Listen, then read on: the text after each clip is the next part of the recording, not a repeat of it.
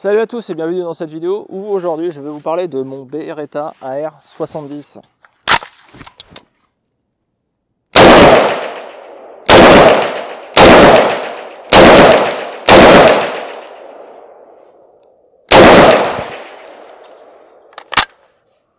Je dois vous avouer qu'à la base je ne comptais pas spécialement vous le présenter, ce Beretta AR70, parce qu'il est un petit peu hors thème par rapport au reste de ce que je présente sur la chaîne.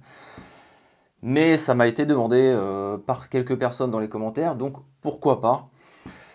J'ai cette arme-là dans, je dirais pas dans ma collection, c'est purement pour faire le tard dans la catégorie petit calibre. Et j'ai acheté ce Beretta AR70 parce que je trouve que ça change un petit peu de ce qu'on voit d'habitude. Et il a quelque chose d'assez atypique. Et on va voir un petit peu pourquoi c'est un mix en fait d'AR-15 et d'AK-47 et ce qui en fait vraiment une arme assez unique, quoi. Et un fusil d'assaut qu'on ne voit quasiment jamais. Et pourtant qui était en vente libre jusqu'à la fin des années 80 en France. Il fallait juste une pièce d'identité pour en acheter un. Donc oui, il est du coup en 222 Remington et pas en 223. Alors pourquoi je voulais pas spécialement en parler? C'est parce que son histoire est assez courte. Le truc c'est que Beretta et SIG ont travaillé ensemble au milieu des années 60 pour fabriquer un nouveau fusil d'assaut pour concurrencer un petit peu l'AR-10 et puis l'AR-15 qui allait bientôt sortir, l'AR-15 de Armalite puis surtout de Colt. Et malheureusement le projet n'a pas abouti. Ils se sont séparés en 1968. SIG a sorti un peu plus tard le SIG 530 et quand on regarde le SIG 530, franchement il n'y a pas de doute, on voit les lignes du Beretta AR70. Beretta de leur côté ont sorti l'AR70 en 1972. Et cette arme n'a pas eu un succès commercial important. Elle n'a pas été adoptée par l'armée italienne. Elle a été adoptée par les forces spéciales italiennes. Elle a été adoptée par quelques pays comme la Malaisie ou la Jordanie, mais ça s'arrête là, quoi. L'Italie adoptera en 1992 la version améliorée de l'AR70, l'AR70/90. La grosse différence, c'est que l'AR70-90 accepte les chargeurs de M16. J'imagine que c'est lié à l'OTAN et que c'est beaucoup plus simple d'un point de vue logistique. Alors je ne sais pas pourquoi l'AR70 n'a pas connu le succès commercial, peut-être que l'AR15 quand il est arrivé a vraiment supplanté tout le monde. Et pourtant c'est pas une arme de mauvaise fabrication et au contraire je la trouve vraiment intéressante. Encore une fois, mettez-vous dans les années 70, c'est pas si mal que ça, quoi. Alors d'un point de vue externe, c'est vrai que c'est beaucoup copié sur l'AR-15. Sauf un point, c'est le chargeur. Enfin, la façon en tout cas dont on sort et on introduit le chargeur, puisque vous voyez tout de suite, il y a une manette ici, qu'on pousse comme sur une AK. C'est exactement la même manière. Et pour le mettre, il faut bien le mettre comme ça et pas directement comme dans un puits, un chargeur avec le M16. Non, il faut vraiment bien l'axer. Bon, honnêtement, c'est pas l'idéal, mais bon. Ça marche très bien. Ensuite, les points communs, c'est avec la R15, déjà la hausse. On a une hausse avec œilleton qui est sur 150 mètres de base et on peut la basculer pour être à 300 mètres. Donc ça, c'est vraiment typique de la R15. Ensuite, on a un dust cover ici. Donc si je ramène un peu la culasse, tout de suite, il se soulève.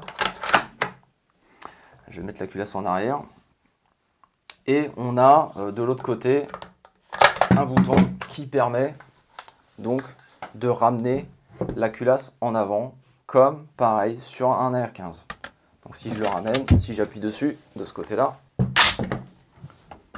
voilà. Le sélecteur de tir se trouve ici. Par contre il est inversé par rapport aux AR-15 puisqu'il faut descendre pour mettre la sécurité, alors que sur un AR-15 il faudrait plutôt monter, ce qui serait un peu plus logique. Donc là il faut descendre pour mettre la sécurité. Bon, c'est comme ça, c'est inversé. Ensuite, l'autre particularité, c'est qu'il y a un upper et un lower. Et en fait, on a ici une goupille qu'on va pousser avec une cartouche. Et très rapidement, on a accès au mécanisme interne avec la culasse, etc.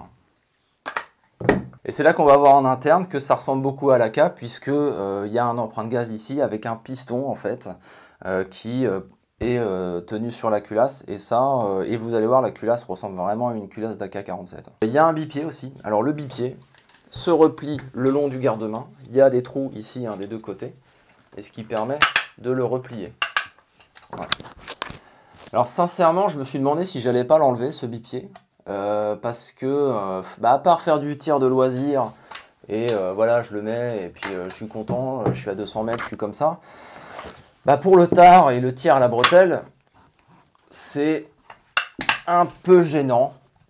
Ça fait que le garde-main est beaucoup plus gros. Bon, c'est moins ergonomique, c'est moins agréable.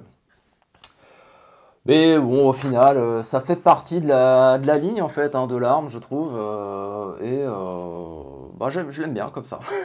Alors, le démontage, comment ça se passe? Donc, comme je vous montrais, il y a une goupille de ce côté-là qu'on va appuyer pour donc séparer le lower et le upper. Chose bien, c'est que la goupille ne part pas. Donc, on peut l'ouvrir en deux.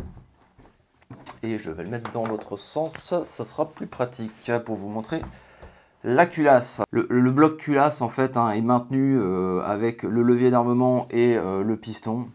On va voir ça. Donc il y a un bouton ici qu'on peut appuyer en arrière. Il faut l'appuyer en arrière pour pouvoir ensuite tirer le levier d'armement. Ça va tout de suite libérer la culasse. Enfin, le bloc culasse en tout cas. Et là, je pense que certains d'entre vous qui sont familiers de l'AK-47 voient tout de suite une certaine similitude. Je vais vous montrer, j'espère que vous verrez bien. On a deux gros tenons à l'avant déjà, comparé à la R15 où on a plusieurs tenons. Et en fait, on voit bien l'action. Je ne vais pas enlever le percuteur. C'est pareil que sur la K, en fait, on a la culasse qui est, dans un évidement ici du bloc culasse et qui va venir comme ça d'avant en arrière, quoi. Bon, honnêtement, je vais pas m'amuser à démonter plus. Vous voyez, c'est juste le principe que voilà, ça reste. Enfin, c'est pas une culasse d'AK-47, quoi, mais on sent vraiment l'inspiration et il y a quand même de grosses ressemblances, quoi. Alors on voit à l'intérieur en fait le levier d'armement du coup était maintenu ici et tenait en fait avec le piston. Donc je vais essayer de démonter le piston. Je vous avouerai que c'est un truc que je fais quasiment jamais. Mais en fait à l'avant on a un bouton ici. On peut appuyer et ça va nous permettre de tout de suite libérer le manchon qui est autour du canon. Voilà, donc c'est vraiment un manchon, il n'y a rien d'autre qui est au-dessus, autour du canon. Et normalement ici, je ne sais plus comment on fait exactement. A few moments later. Alors une fois que vous avez enlevé le manchon, vous avez juste à tirer ici. Alors je vous avouerai que j'ai fait ça hors caméra parce que j'ai eu un mal de chien à l'enlever, mais ce que je voulais vous montrer, c'était le tube. Alors donc on a le manchon. Alors c'est marrant parce que sur la version militaire, en fait, le manchon s'arrête là, il va pas jusqu'à là-bas.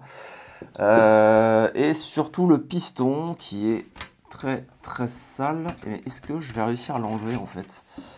Ça c'est une bonne question. Parce que normalement il était censé venir. Et c'est pas évident là. Et visiblement je ne peux pas faire. Je peux pas l'enlever. Bon, écoutez, on en découvre tous les jours. Alors je crois que je peux quand même enlever le garde-main. Tac, et normalement il est juste maintenu. Alors je vous avouerai que faire ça et en même temps faire la vidéo, c'est pas du tout évident. One eternity later. Bon, je l'ai encore fait hors caméra. C'est pas évident, franchement c'est la première fois que je le fais. Voilà, j'ai aucun intérêt de le faire, mais bon, le garde-main s'enlève, en fait il est clipsé ici sur le haut et ici il est clipsé là, ici en dessous sur le lower. Bon, on va mettre ça de côté. C'est vrai que le bipied n'arrange pas le démontage, très sincèrement. Donc on a en fait simplement le piston qui vient avec le ressort. Et le truc c'est ça, c'est que le ressort récupérateur en fait n'est pas à l'arrière comme dans un AR-15, derrière en fait dans la crosse. Maintenant, il est ici sur le dessus. Alors, petit problème, c'est que déjà, il est juste au-dessus du canon. Donc, le canon, qui dit canon, c'est que ça peut chauffer potentiellement. Visiblement, s'ils ont laissé ça comme ça sur un fusil d'assaut, c'est que ça va. Si c'était sur un fusil mitrailleur ou une mitrailleuse, il est légitime de penser que le concept soit mauvais, parce que le ressort chaufferait beaucoup trop rapidement. L'avantage, par contre, que le piston soit sur le dessus du canon, et non à l'arrière, dans la crosse, c'est que ça permet, dans ce cas-là, de mettre, par exemple, une crosse de type pliante. Alors, c'est pas le cas là, mais il y a eu des Beretta R70 avec crosse pliante, et notamment aussi au niveau du 70-90. D'ailleurs, sur la version upgrade du Beretta AR70-90, ils ont gardé ce système-là. Donc c'est que c'est pas si mauvais que ça. Bon, écoutez, je pense que je vais en profiter pour faire un gros nettoyage. Et puis on va remonter ça, quoi.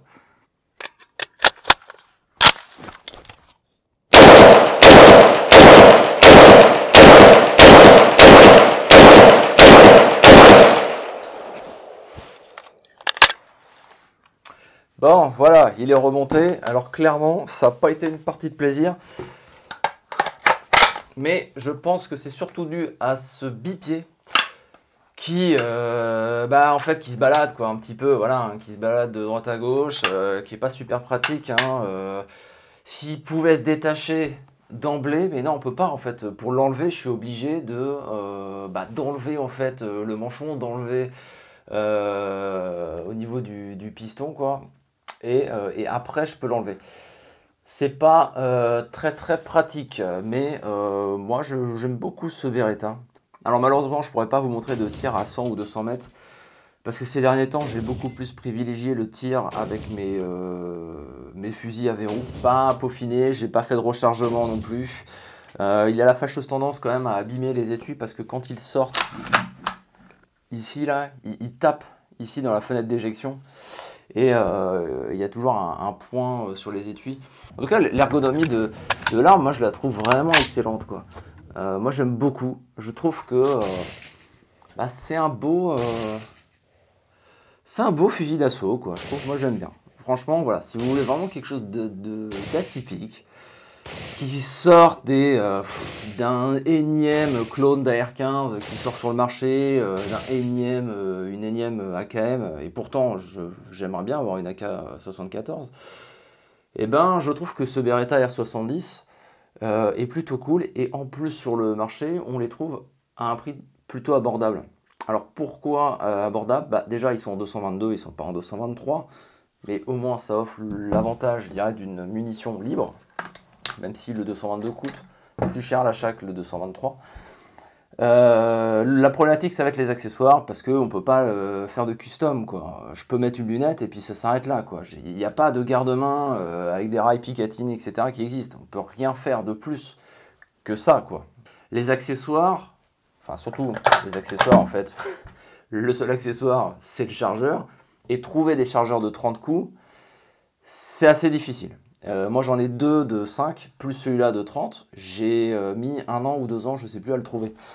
Il devrait y en avoir en Italie, mais ouais, l'importer depuis l'Italie, c'est pas impossible, mais vivement les armuriers italiens n'ont pas trop envie de travailler avec les Français. Ça c'est un peu dommage, mais c'est comme ça.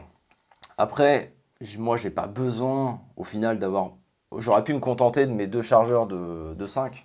Pour le tard, c'est suffisant.